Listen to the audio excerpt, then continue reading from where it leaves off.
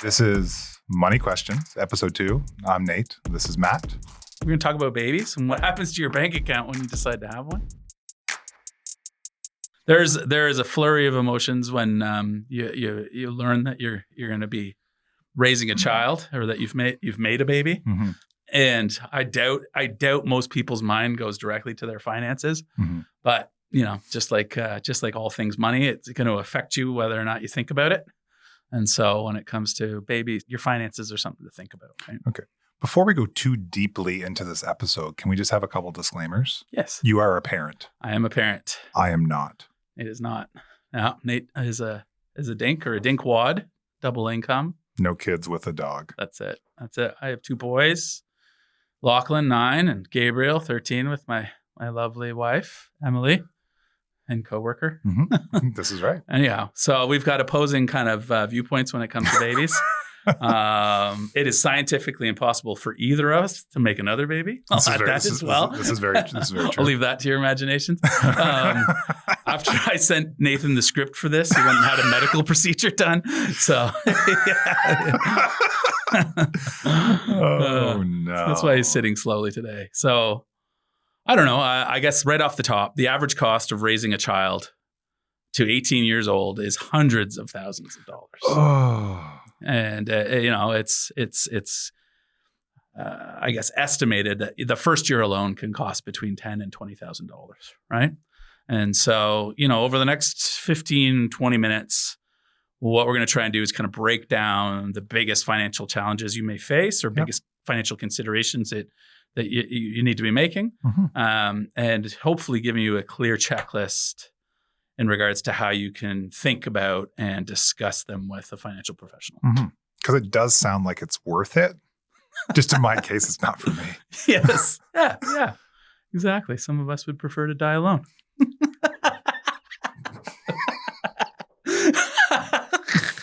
Where do we start? The challenge, the initial cash crunch. Or where do we start? I don't know. Do we start pre-baby? Because that can be expensive too. It's funny that you're asking me where to start, but I think it's sort of like a 9-month ticking time bomb clock. Yeah. Well, and in terms of like ordering a package, babies come with delivery costs, right? That's a good way to think about it. Yeah. Like there are one-time costs, deductibles, copays that need to be considered, right? I remember talking to you and you were looking at it very much through a financial planning lens, right? Yes. And it was like talking about looking at your current healthcare insurance, like what you have coverage for. Yes. I mean, I think that's a really good place to start, just getting back to delivery costs, because I remember when Emily was pregnant, it wasn't until a month before delivery that it occurred to us that my healthcare insurance only covered shared hospital rooms. And it might sound luxurious to have a private hospital room, but I selfishly was thinking about the fact that I could be in the hospital for up to a week, sleeping in a chair. Yeah, for a man in a previous career who spent a lot of time in hotel rooms, you wanted a place to sleep alongside your pregnant wife. That's it. That's fair. That's fair. Or at least not with 4 other couples that were undergoing the same thing that we were undergoing. So, there's delivery costs that come along with having a baby. There's gear. There's a lot of gear, right? Like, there's one-time purchases like car seats, strollers, cribs, baby carriers, right? What's the room called that the kid grows up in? The nursery. Okay. Yes, exactly. The shed. I honestly knew that. I was just playing dumb. Yeah, okay.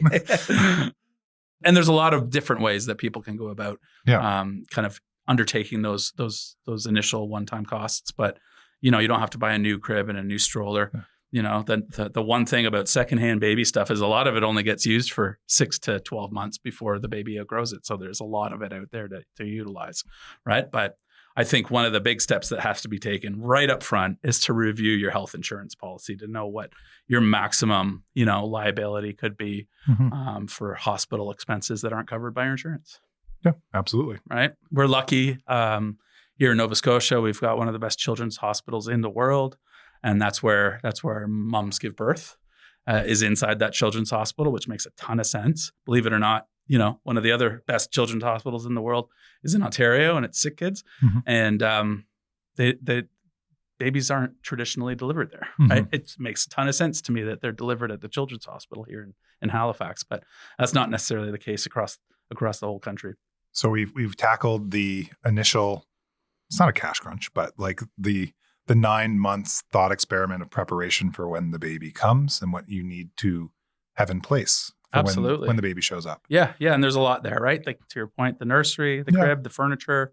There's a chair that's likely, to be nursed in. Yeah. That long hours are going to be spent in by mom,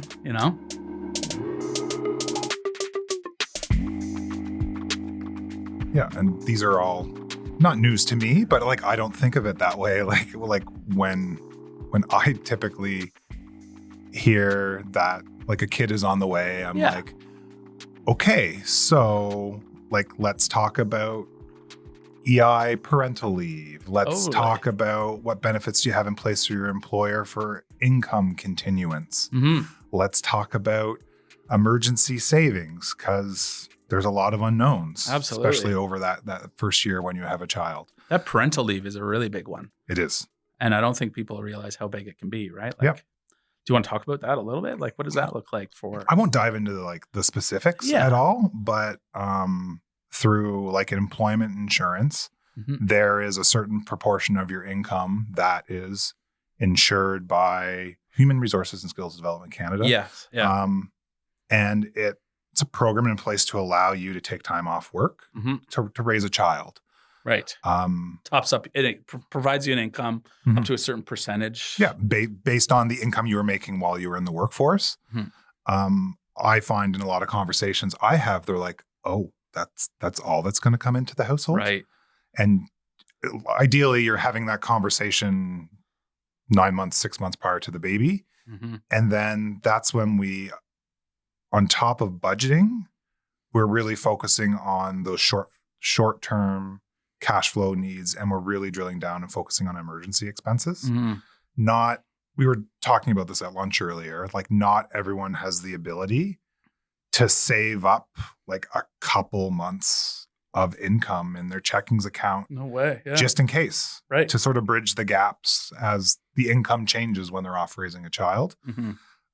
If that's not the case, then it's a conversation about what low interest credit solutions you have available. Like a line of credit sometimes helps. Ideally, you want to set that up while you have gainful employment to qualify for it. And as well as it's having a conversation with families, friends, grandparents for letting them know your situation and where you might need their help. Yeah. Because like I have a brother, he has 2 children, and my parents were amazing in helping during that time. Yeah, for sure. Well, and some employers will top up those employment insurance, those EI benefits for mat leave. And then I think one of the other new developments is a lot of workplaces are a lot more open to like a split maternity and paternity leave. Yes. Right. I have a friend right now who split the maternity leave with her husband just because it made sense financially. She was the primary breadwinner. He made a little less money, and so it was an opportunity for him to step away from work for a little while. Anyhow, I think this is a good segue. Like we've talked a little bit about budgeting and cash flow, money in, money out, but there should always, prior to the baby shows up, there should be like a deep dive into employee benefits. Yeah. Like what you have available to you, how it works, and then figuring out like what's applicable to you and what is the next 6 months to a year and a half, 2 years look like. Totally. From a monthly income and cash flow perspective. Yeah. And based on what you have available to you through your employer or for your family for support, sort of dictates how much time you can take off and when you might have to get back to work. That's fair. Well, and it could also inform things you may need to pause, right? Like just today, I paused regular investment contributions for a couple that recently had a baby because their cash flow was a little tighter than expected. Yeah. And the $500 a month that they were putting towards retirement savings just didn't make sense right now. And so we made the decision just to turn off their contributions until they feel comfortable enough to kind of get back on it. Right. Yeah. And so, it's not always potentially what's available to you, but maybe there's areas you can cut, and maybe there's areas you'll naturally cut back on, like, the dinner's out, probably going to go away for a little while, those kinds of things. Right. It feels like I would rely on Uber Eats.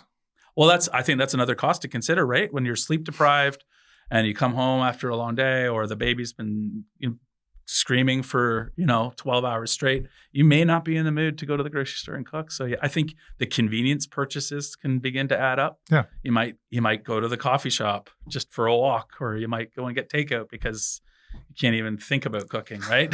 Yeah, so those can be like secret killers. But yeah, I think a thorough review of your finances and the insurance available to you and what's going to be available to your child are a very practical step to take. Let's talk a little bit about, like, once the baby's here. Yeah, once the baby's here. Yeah. Let's talk a little bit about the future, because well, once baby arrives, so yeah, all those expenses apply once baby arrives. I think, diapers are one that kind of catch people off guard. Yeah. You go through a lot of diapers. If you had to change a piece of cloth or, a disposable fabric every time you went to the bathroom, it adds up, right? Yeah. And the alternative is maybe, washing something every time you go to the baby goes to the bathroom, and that takes a lot of time and energy too, right? But I think one of the big things that get people is childcare expenses, right? A big reason Emily and I, my wife and I, moved from Toronto to Halifax about 13 years ago was because Emily wanted to be a full-time mom, and we couldn't afford to do that in Toronto because it was just so expensive to live in the city at the time. So we both needed to work, and in order for us to have childcare for her to work, we were looking at $1,300 a month, right? And that's more now, right? And so the prospect of having more than one child was just unfathomable. And so moving to Nova Scotia meant that our housing costs could be such that one of us could work and one of us could stay home. And so that worked. And I don't even think that exists here anymore because of the cost of living and how inflated things have become, right? Not in the current economic climate. Yeah. And the parental leave gap is another thing that we touched on, right? And so, with one parent off work on a reduced income, that's going to be a squeeze on the household, right? Yeah, aside from all those things, like there's a conversation associated with risk. What identifying the risks within the next 18 to 25 years of raising said child. Yeah. And what knowing those risks and knowing which ones you can and cannot control. I always like to have conversations when there's always a conversation about risk when a working employee, like a working individual, has other people like financially dependent on them. We're talking about job stability. We're talking like emergency savings rate, like health insurance that comes with that job. Yeah. Yeah. But like, what happens if you can't go to work? Like protecting your ability to earn an income, like understanding the benefits you have. Like if you get hurt or you get sick, how soon does it take before it's a detriment to your household finances? Certainly. Like, do you understand how employment insurance works? Like short-term, long-term disability through your employer, if you have it, workman's compensation. Do all those programs that are in place for you, does that cover off the risk? If it doesn't cover off the risk, can you afford to leave it at that? Or do you need to look at like external solutions in order to protect yourself and your family? Yeah, fair enough. And that's sort of it's the insurance conversation within a comprehensive financial plan. Absolutely. Like what risks are you able to bear? Yeah. And I would say, having a child is probably one of the life events that leads directly into the insurance conversation Yeah. because of the fact that there's someone else relying on you. Yes. And it might be, it's different because that someone else that's relying on you doesn't have an ability to earn income without you either, right? That's right. And it's a little different than a spouse, a working spouse, for example, right? And so that insurance conversation then maybe leads to the thought, okay, well, what kind of life do I want this child to have if I'm no longer here or no longer able to function in the way that I'm functioning today? Yeah, because like a lot of people that have group benefits have some sort of minimum level of life insurance. Right. There's a life insurance component, and sometimes it's called an AD&D top up, accidental death and dismemberment. It's sort of like a lottery insurance if you get hit at the crosswalk. Mm-hmm. All those things exist within that type of insurance you have through your employer. Mm-hmm. It's understanding how those work and the tax-free benefits that they pay. And is that enough that if you weren't around providing an income for your household, does that allow you, like, not you, because you've now deceased, your spouse and your children to maintain a certain lifestyle that you want them to lead? Yeah. And then you have some good examples of both spectrums of said lifestyle. Oh yeah, right. Like there's those out there that just don't pay it any mind and they don't really consider it. Maybe they just, the imagination isn't there for them to consider the scenario where they pass away and their loved one has to sell the home. Then they have to rent somewhere else because they can't afford the payments or the purchase of a new home. Mm-hmm. And their lifestyle has to dramatically change as a result of someone losing their life or their job or something, right? Right. It was my attitude that I wouldn't want my wife to have to worry about the mortgage payments. Mm-hmm. I would want the house to get paid for, all the debts to get paid off, yeah. and perhaps there be a contingency amount for the kids to be able to go to post-secondary school, yes. right? Yeah. Cover the basics at the very least and cover them well, right? But then I had a conversation with another couple. Yeah, this is interesting. Yeah, with 3 kids, and like our initial conversations around how they wanted to kind of structure their estate plan was that they weren't really interested in buying any additional insurance. We were just kind of covering all the options together, but they said they weren't really interested in any additional insurance. They felt the home and their investments would cover everything, but in the same breath, they didn't want the other spouse to move if they passed away, and they wanted their kids to be set for life, right? And so that would involve a very specific kind of undertaking from a licensed insurance professional to go through what exactly that looks like, right? So I said at the end of that conversation, it's like, from what you guys have said about insurance and from what you'd like to see if one of you passed away, there's a mismatch there. Like if you want your kids to be set with what you currently have, you would need to have insurance. Right. But my head immediately jumps to like, I would never want my spouse to know that I'm worth more dead than alive. Fair. Right. Yeah. So, it's a big consideration, yes. right? Maybe drawing up a will in that same vein becomes really important once there are kids in the picture. Well, yeah. Anytime there's sort of that significant life event is a time to review all those legal documents that cover off the risks if you're not there. That's it. Like, what do you want to have happen if, you pass away prematurely? Yeah. Because, if you don't consider it and mom and dad die in a car crash, mm-hmm. and then the state is essentially left to decide what happens with the kids. Right. And it's not a well-funded system, and it's not always providing for ideal outcomes, And so I think most parents would like to direct who would care for their kids in mm-hmm. case they both died. Yeah, absolutely. And so that's where a will and guardianship becomes really important and getting that laid out. And that's the document where all that's captured. That's it. After you get consent from the people that you want to look after your kids if you were no longer here. That's it. Yeah.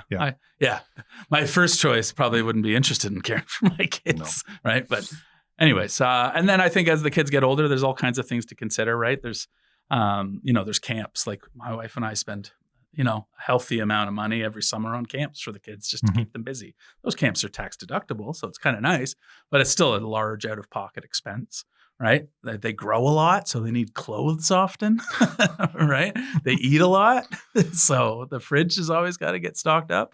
And those are kind of basic things, but I think, longer term planning in regards to their education savings, for example, is something that doesn't get considered very frequently, right?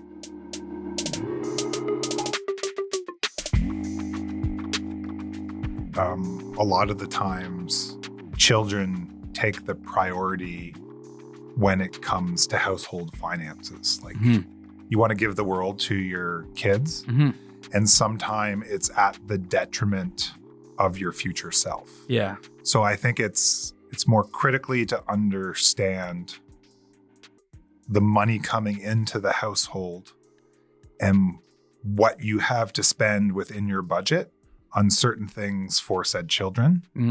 And depending on that budget, maybe your kids can't go to summer hockey camp. I'm sorry. Yeah, right. Otherwise, like you're extending your retirement date from 65 out to 70. Yeah. I'm saying that because I've seen it happen, and I don't like saying it, but it's really important to like have those conversations about understanding your financial priorities and what you're doing and how it affects your future self. Yeah.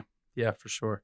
This was a really simple idea that someone gave us when we had a baby, but we lived in like a really tiny apartment in Toronto. It wasn't a tiny apartment. It was a stacked townhome, but it was like, there was 300 square feet on each level. Yes. So it was just a very spread out 900 square feet. It was tight, like you got privacy when you close the door in the bathroom. And that was about it. But one concern we had, because, lots of cousins and brothers and sisters and people in our lives that had kids in big families, like you'll walk into a living room and you literally can't step anywhere because there's toys everywhere, right? And so we had that fear when we had our child living in a 900 square foot stacked townhome. And so one thing that we did at the suggestion of a friend with a child was to reach out to our family and say, Gabe's first birthday is coming up. We know you want to spoil him. You always have. And we love that about you. And we love that for him. But what would really be meaningful is if you contributed to his RESP. Yeah. Right? Like, and for those who don't know, it's a registered educational savings plan. Yeah. And the best thing about them for all Canadians is the government will match a portion of the money you save. Amazing. And then, do we have an episode on compounding or something? Yeah, we do. Listen to that and you'll understand. Yeah. No, it gives you the ability to save a lot of money well in advance for a child's education in a tax efficient way. And there's great government benefits that kick in alongside it, like Nate mentioned, like some matching, right? Yes. Depending on your household income. That's it. Yep. That's it. So anyways, these are just some of the things that I think parents can do to protect their future and their children's future when they find out they're having a baby. Now, this is all well and great for people that plan on having a baby, but just as a little aside, when we were preparing for this, I just kind of Googled like how many pregnancies in Canada are actually planned for. And it turns out that it's only about 50% of pregnancies in Canada that are planned for. That has nothing to do with anything other than the fact that you don't always get to plan for these things. Right.